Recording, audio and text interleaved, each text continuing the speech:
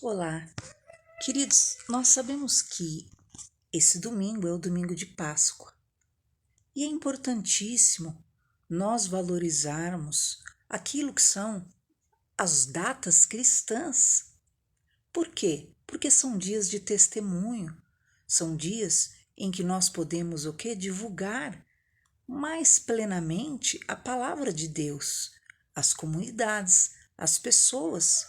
Então, naquele sentimento de não ser religiosos, nós estamos o quê? Acabando de abrir mão de tradições importantíssimas.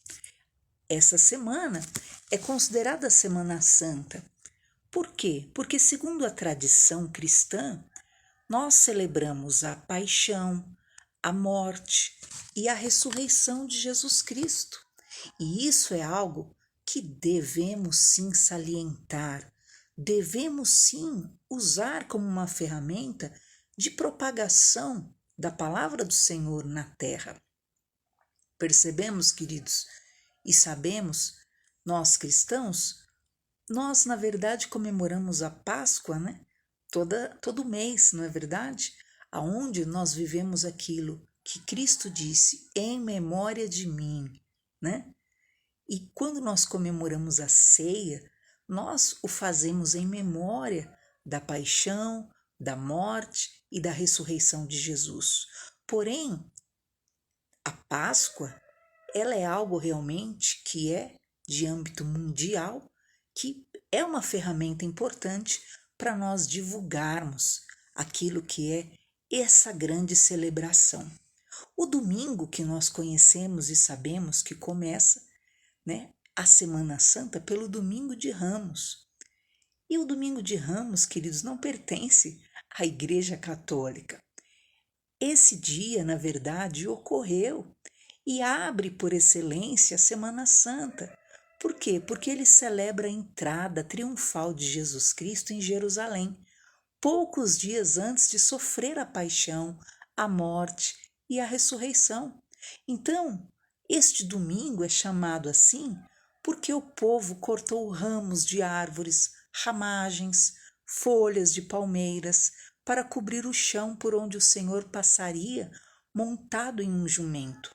Com isso, ele despertou os sacerdotes da época, mestres da lei, despertou inveja, desconfiança, medo de perderem o poder e começou assim a trama para condená-lo à morte. Então, o Domingo de Ramos não é, né, uma encenação, mas realmente foi uma cena real, evangélica, ali prefigurando a vitória de Jesus Cristo. No domingo, antes da sua morte, né, que por isso inicia a Semana Santa, então Cristo entra com estes ramos sendo o quê? Colocados aos seus pés, e também no domingo de Ramos foi aonde ele fez a purificação do templo. Lembra que estavam cheios de vendedores e ele pega o azorrague para limpar o templo, porque é chamado casa de oração e não um covil de salteadores. Foi no domingo de Ramos que ocorreu isso. E ali no templo, Jesus fez muitas curas naquele domingo de Ramos. E na segunda-feira santa, que nós vamos chamar assim, o que ocorreu naquela segunda? Cristo pregou imensamente. Esta semana, Cristo pregou ensinos que até então ele não tinha mencionado. Então, na segunda-feira, ele pregou a parábola dos dois filhos, ele pregou a parábola dos lavradores maus, a parábola das bodas. A parábola dos dois filhos era que tinha um filho que dizia sim para tudo para o pai, mas não fazia nada.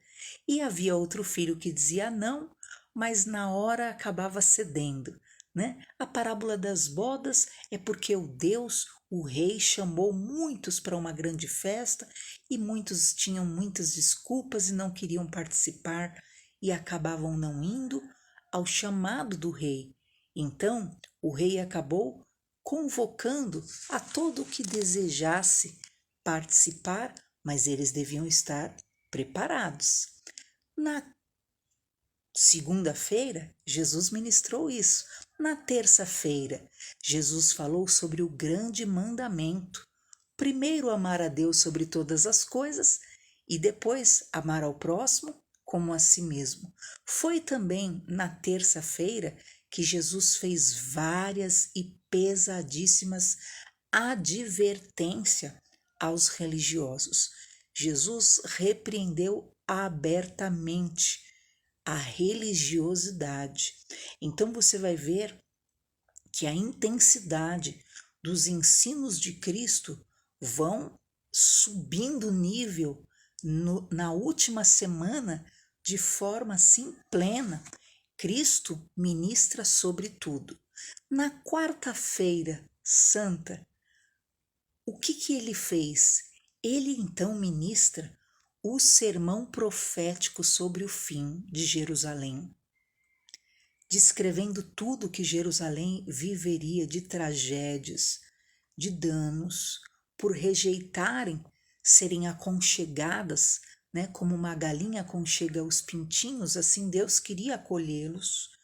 Jesus então fala sobre o princípio das dores que viria sobre o mundo, o início do fim do mundo. Cristo prega sobre a grande tribulação. Foi na quarta-feira da paixão.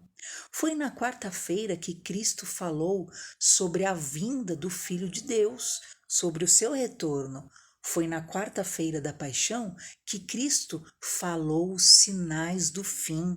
Foi na quarta-feira da paixão que Cristo pregou a conhecida parábola das 10 virgens. Foi na quarta-feira da paixão que ele pregou a parábola do servo mau e sobre o grande julgamento. Tudo isso na quarta-feira da paixão, dias antes daquilo que era a sua morte na cruz. Foi ali, na quarta-feira da paixão, que ele ministrou esses sermões mais pesados. E na quinta-feira, o que ocorreu com Jesus? Na quinta-feira, o cordeiro começou a ser preparado. Ia chegar o dia o quê? Da Páscoa, não é verdade? O dia que o cordeiro é sacrificado. Então, na quinta-feira, Jesus é ungido em Betânia. Ele vai, visita Lázaro, visita Marta, Maria, e lembra que é derramado óleo sobre ele, sobre a cabeça, sobre os pés, e ele diz: eu estou sendo ungido para o meu sepultamento. Foi na quinta-feira que ele então participou da ceia do Senhor. Ali ele mostrou aos discípulos aquilo que era a sua entrega, a entrega do seu corpo, da sua carne, do seu sangue para salvação da humanidade. E ele ensinou os seus discípulos também a partilharem e continuarem com aquele hábito, com aquela ação da Santa Ceia do Senhor. Foi na quinta-feira que o traidor foi indicado, que ele mostrou que Judas o trairia. Foi na quinta-feira que Pedro foi avisado que ele negaria Jesus. Foi na quinta-feira que Jesus, ao anoitecer, foi para o Getsêmani. O cordeiro estava sendo preparado, porque ele seria sacrificado. Ali era o dia da Páscoa já, mas eles não sabiam que o Cordeiro de Deus era Jesus, que seria sacrificado pelo mundo. Tanto que foi na quinta-feira que Jesus foi preso.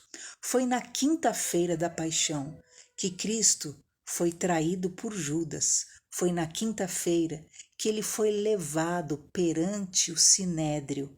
Foi na quinta-feira mesmo que ele foi negado por Pedro. Mas ainda é quinta-feira. Sexta-feira vem aí. E nós vamos então ver o que ocorreu na sexta-feira da paixão. É bom você lembrar, na sexta-feira da paixão, Cristo logo pela manhã foi entregue a Pilatos. Na sexta-feira da paixão, Cristo foi entregue aos soldados e ele foi esmurrado, foi cuspido, foi maltratado, mais ainda do que já tinha sido humilhado pelos sumos sacerdotes e por todo o sinédrio. Foi na sexta-feira que Cristo foi crucificado. E foi na sexta-feira que Cristo falou as 7 palavras, tão conhecidas e importantes de serem lembradas, que Cristo falou enquanto andava no caminho do Gólgota e enquanto estava crucificado. Ele disse: Pai, perdoa, pois não sabem o que fazem. Segunda palavra: hoje estarás comigo no paraíso, foi o que ele disse ao ladrão, lembra? Terceiro, ele disse a Maria: mulher, eis aí o teu filho. E disse a João: eis aí tua mãe.